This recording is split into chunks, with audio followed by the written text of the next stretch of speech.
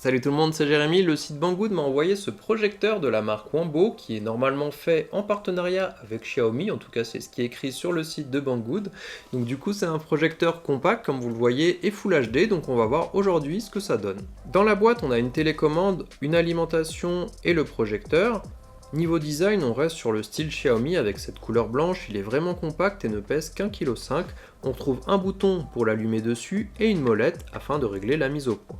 Derrière, on a une prise pour l'alimentation, un port USB-C pour des fichiers vidéo, un port HDMI pour brancher une source externe et un port jack. Sur le dessous, un pas de vis pour le fixer sur un trépied et de chaque côté, des haut-parleurs de 3 watts. En caractéristiques supplémentaires, on est sur un projecteur Full HD LCD qui va pouvoir projeter d'1,2 m à 4 mètres environ, ce qui donnerait 40 à 200 pouces, et la lampe a une autonomie annoncée de 20 000 heures, et on a une puissance de 200 lumens et 16 Go de stockage interne. Alors à l'utilisation, on a un système Android qui est installé dessus, qui permet du coup de naviguer, d'installer certaines applications, tout ça, Netflix, YouTube et autres.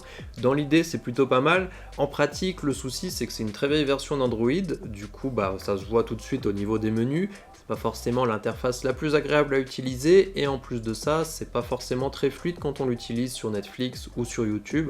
Effectivement, les images sont pas nettes, en fait, elles sont pas fluides.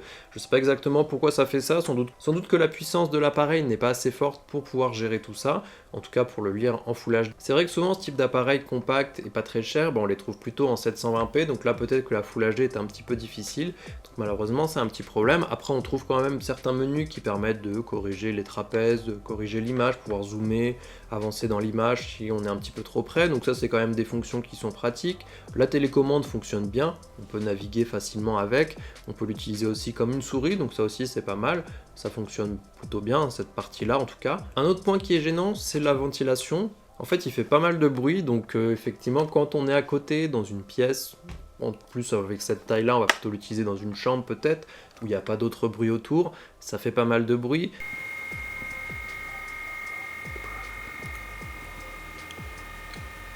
Au niveau de la luminosité, là aussi, il faudra vraiment être dans la pénombre pour que ça fonctionne. Si vous avez trop de lumière, vous verrez rien. Donc là, c'est vraiment là aussi quelque chose qu'il faut prendre en compte. On n'a pas non plus de batterie à l'intérieur. Ça aurait été pas mal d'avoir une batterie, parce qu'on a quelque chose de très compact. Ça aurait été bien de pouvoir le prendre, de se déplacer dans sa maison, de l'emmener chez quelqu'un, pourquoi pas. Ici, il faudra quand même le brancher sur secteur. Bon, ça encore, c'est pas forcément un très gros souci, mais c'est quand même quelque chose à prendre en compte. Alors l'image est pas trop mal, hein. Je sais pas si ça rend très bien sur la vidéo, vu qu'en plus mon mur n'est pas vraiment prévu pour la projection, parce que j'ai un mur gris, et il n'est pas parfaitement lisse non plus. Il faut aussi, du coup, comme je vous le disais, penser vraiment à être dans le noir pour pouvoir voir quelque chose. Alors comme je vous l'ai dit, le système d'exploitation est pas terrible, l'appareil fait du bruit avec la ventilation, les haut-parleurs sont pas incroyables non plus, et il faut être dans le noir pour l'utiliser, donc il lui reste pas grand chose a priori comme je viens de vous l'expliquer. Par contre en fait quand on l'utilise autrement, ça peut fonctionner, c'est-à-dire que si on vient brancher un ordinateur ou une source externe dessus, déjà on va corriger tous les problèmes liés au système Android qui est fourni dessus. Donc moi dans mon cas, en fait j'avais branché mon ordinateur directement dessus pour regarder Netflix. En plus de ça, j'avais mon casque sur les oreilles pour avoir un meilleur son.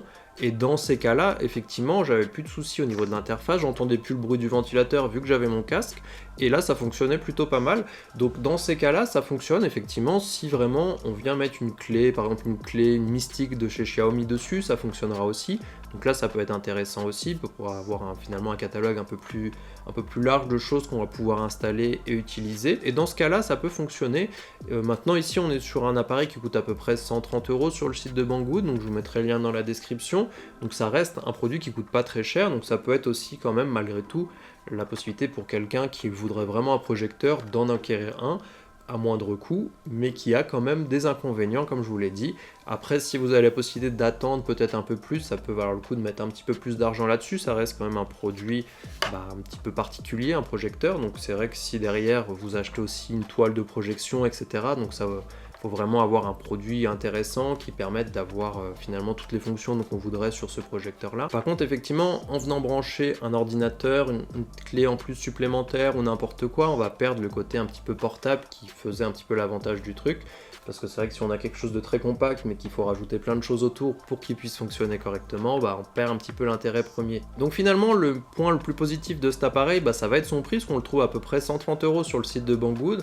Alors il faut penser qu'il faudra peut-être rajouter une clé HDMI, par exemple une clé Xiaomi, ou venir brancher son ordinateur dessus, mais on a quand même un projecteur Full HD pour ce prix-là, qui a quand même des inconvénients. J'ai vu aussi qu'il y avait des modes qui permettaient par exemple de rajouter des ventilateurs pour diminuer le bruit, donc là aussi ça peut être intéressant de pouvoir partir là-dessus. Après c'est toujours un petit peu dommage de devoir acheter un produit parce qu'il coûte pas cher et devoir le bricoler pour qu'il puisse fonctionner plus ou moins aussi bien qu'un appareil un petit peu plus cher.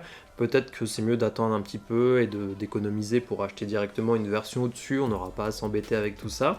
Mais donc du coup voilà, c'est vrai que c'est un appareil qui coûte pas très cher, donc ça peut servir dans certains cas, peut-être dans une chambre, là où vous serez à utiliser peut-être justement votre ordinateur à côté ou un casque sur vos oreilles pour un petit peu limiter tous ces problèmes-là.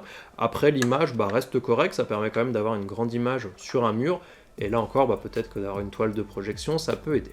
Voilà, donc dites-moi ce que vous pensez de ce projecteur. C'est vrai que j'espérais plus avant de le recevoir, hein. J'espérais qu'il soit vraiment mieux que ça, peut-être pourquoi pas l'utiliser dans mon salon.